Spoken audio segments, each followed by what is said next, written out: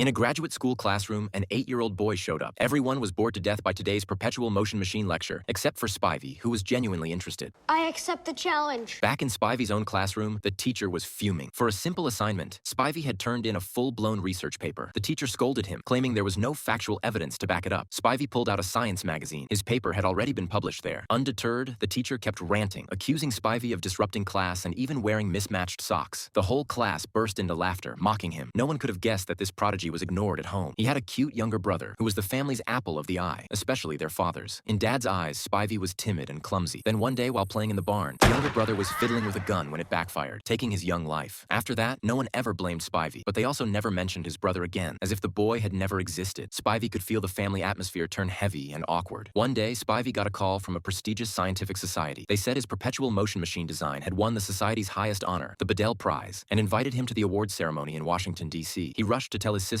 but she thought he was lying and warned him to stop. Feeling deflated, Spivey was sure his parents would react the same, so he decided to go to Washington alone. Shortly after he left, his father's car pulled up from behind. Spivey thought his dad had come to take him home, but the car drove right past. He felt utterly disheartened, convinced it was his father's punishment. In Washington, Spivey introduced himself as the inventor of the perpetual motion machine. A female professor didn't believe him and started to walk away, but when Spivey began reciting physics principles and equations, she stopped, realizing he was a genius, maybe even a cash cow. Suddenly, Spivey was the media's darling, even catching the White House's attention. But despite the fame, Spivey wasn't happy. Everything he did was to win his parents' approval. He called home, but no one answered, adding to his loneliness. The next day, during a media interview, the host asked if he felt guilty about his brother's death. Spivey stayed silent until his mother walked up from behind. Overwhelmed, he wanted to apologize for running away, but she hugged him tight. "It wasn't your fault," she said, addressing the emotional scar that had haunted him. All she wanted was to take him home, so they left the stage immediately. Outside, his father knelt down and said, "I reckon if you're okay, that's all that counts.